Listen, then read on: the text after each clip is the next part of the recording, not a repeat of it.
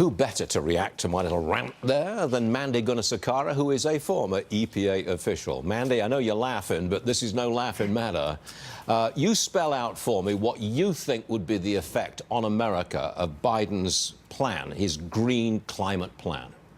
I think you laid it out really well, that Biden's trying to figure out how to fit into this new extreme party, and Elizabeth Warren is trying to figure out how to be relevant.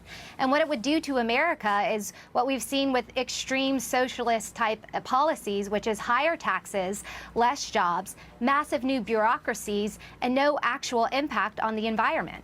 But you're a former EPA official. You know that organization. You know it from the inside. Would I be right in saying that most people who work for the EPA then and probably now are very much in favor of this kind of Green New Deal?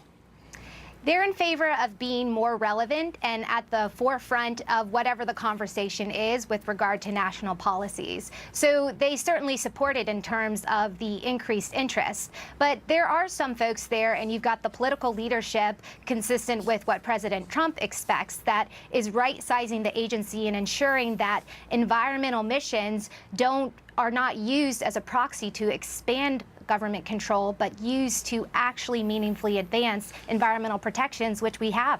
Why is it that no one ever points out that America is the only industrial democracy, the only industrial country which has actually reduced its carbon emissions very significantly?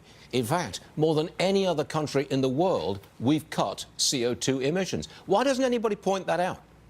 We try to point it out, but generally speaking, mainstream media doesn't want to hear about it, and they don't want to cover it. But the truth is, actions speak much louder than words. And under President Trump, we've not only continued to decrease our greenhouse gas emissions more than any other country, but we have the cleanest air on record. We're drinking the cleanest water, and our communities are very safe all around the country. Do we have the cleanest air on record? I don't know how you measure that, but you're telling me, do we? We do. So at EPA, they have a number of different charts. And since 1970, there's been some serious measurements put in place. We've reduced what are called the criteria pollutants. This is things like particulate matter, sulfur dioxide, nasty things you don't want in the air. We, as a country, have reduced them by 73% since 1970. So we undoubtedly have the cleanest air on record and the measurements and metrics to back that up. I'm so glad you appeared on the show to point that out, because you never hear that. When did you ever hear that? We got the cleanest air on record. When do you ever hear that? You never hear that, for heaven's sake. Mandy, I'm getting carried away, but thank you very much for joining us. We really do appreciate it. Thank you very much. Thank you. Sure thing.